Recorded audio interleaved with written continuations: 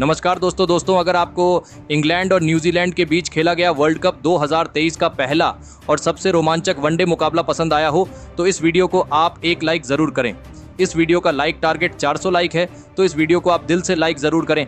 दोस्तों, world cup 2023 के पहले और सबसे रोमांचक वनडे मुकाबले में क्रिकेट इतिहास की दो सबसे बड़ी टीम एक दूसरे से भिड़ी। इस बार जोस बटलर की इंग्लैंड की टीम के सामने टॉम लेथम की न्यूजीलैंड की टीम खड़ी थी। इस रोंगटे खड़े कर देने वाले महामुकाबले में न्यूजीलैंड के कप्तान टॉम लेथम ने टॉस जीता और पहले गेंदबाजी का फैसला लिया और इंग्लैंड की टीम को पहले बल्लेबाजी के लिए आमंत्रित किया। उसके बाद रनों की बारिश करने के इरादे से इंग्लैंड के दो दिग्गज ओपनर बल्लेबाज मैदान में उतरे। जॉनी बेयरस्टो और डेविड मलान के कंधों पर इस महामुकाबले में अपनी टीम को एक विस्फोटक ओपनिंग शुरुआत दिलाने की बड़ी जिम्मेदारी थी और इंग्लैंड की इस ओपनिंग जोड़ी ने मैदान में आते ही विस्फोटक अंदाज से बल्लेबाजी करना शुरू कर दिया।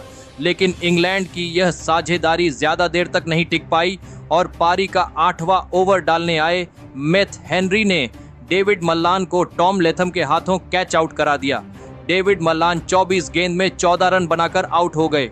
डेविड मालन के आउट हो जाने के बाद अब इंग्लैंड की टीम की तरफ से जो रूट बल्लेबाजी करने मैदान में उतरे, लेकिन उनके साथी खिलाड़ी और सेट हो चुके जॉनी बेयरस्टो को भी इसी बीच मिचेल सैंटनर ने मिचेल के हाथों कैच आउट करा दिया। जॉनी बेयरस्टो 35 गेंद में 33 रन बनाकर आउट हो गए। अब इंग्लैंड के दोनों ही ओपनर बल्लेबाज आउट हो चुके थे, लेकिन अब हैरी ब्रूक बल्लेबाजी करने मैदान में उतरे और हैरी ब्रूक ने आते ही विस्फोटक अंदाज से बल्लेबाजी करना शुरू कर दिया।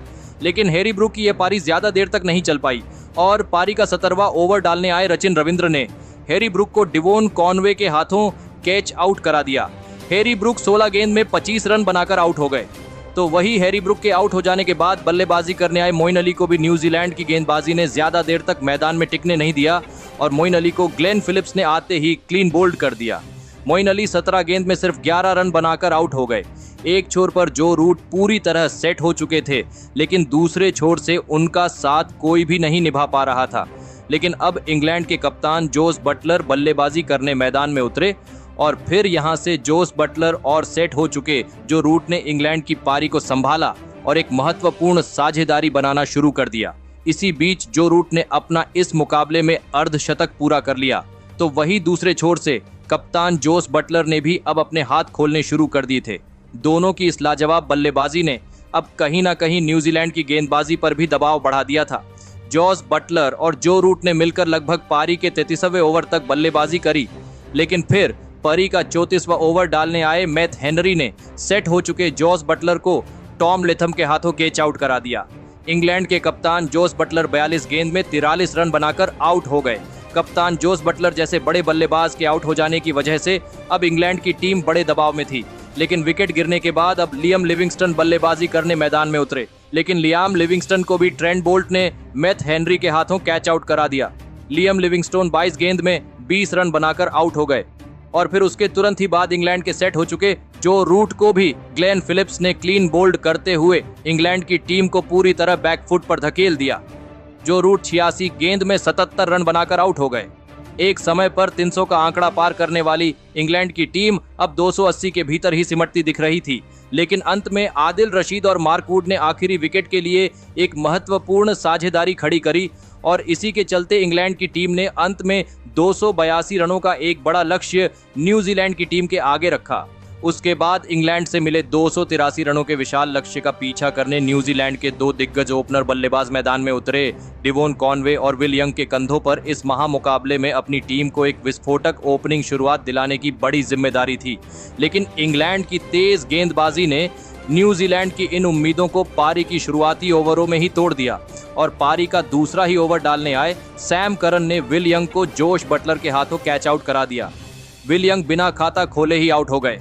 विल यंग के जल्दी आउट हो जाने के बाद अब न्यूजीलैंड की टीम की तरफ से रचिन रविंद्र को बल्लेबाजी के लिए भेजा गया और फिर यहां से न्यूजीलैंड के इन दो बल्लेबाजों ने पीछे मुड़कर नहीं देखा और ऐसी विस्फोटक बल्लेबाजी करना शुरू कर दिया जिसने इंग्लैंड के गेंदबाजों की धज्जियां उड़ा दी। जी हां दोस्तों, सेट हो जाने के बाद डिवोन कॉनवे और रचिन रविंद्र की यह जोड़ी इस मुकाबले में खतरनाक फॉर्म में दिखाई दे रही थी। खास करके दोस्तों शुरुआत में डिवोन कॉनवे अपने बल्ले से लगातार चौके लगा रहे थे और फिर उनके साथी खिलाड़ी रचिन रविंद्र ने भी अपने हाथ खोलना शुरू कर दिया। दोनों ने देखते ही देखते अपनी अर्धशतकीय साझेदारी पूरी कर ली। तो वही पारी के 12वें ओवर में एक शानदार छक्का लगाते हुए रचिन रविंद्र ने अपना इस मुकाबले में गजब का अर्धशतक पूरा कर लिया। तो वही उनके तुरंत ही बाद डिवोन कॉनवे ने भी अपना इस मुकाबले में शानदार अर्धशतक पूरा करते हुए इंग्लैंड के हर एक गेंदबाज पर दबाव बढ़ा दिया। इंग्लैंड के कप्तान जॉस बटलर अपने गेंदबाजों से एक विकेट की उम्मीद लगाए बैठे थे, लेकिन न्यूजीलैंड की इस जोड़ी ने जॉस बटलर के हर एक फैसले को धूल में मिला दिया था।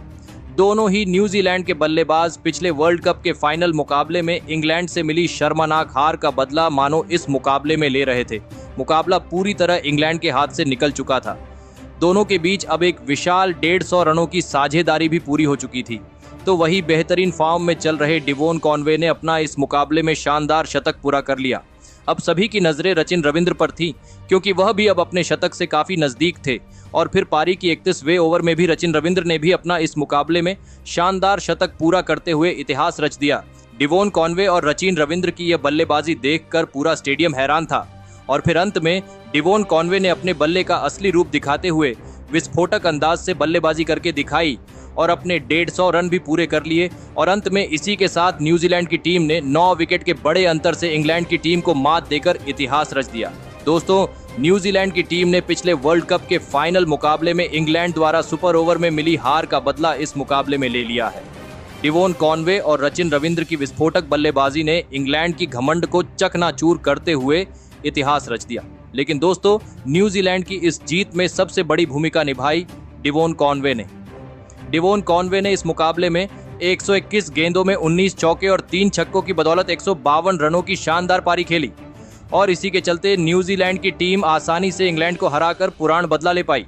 तो दोस्तों, आप डिवोन कॉनवे की इस शानदार शतकीय पारी के लिए उन्हें 10 में से कितने अंक देना चाहेंगे? आप अपनी राय नीचे कमेंट में देना बिल्कुल ना भूलें। धन्यवाद।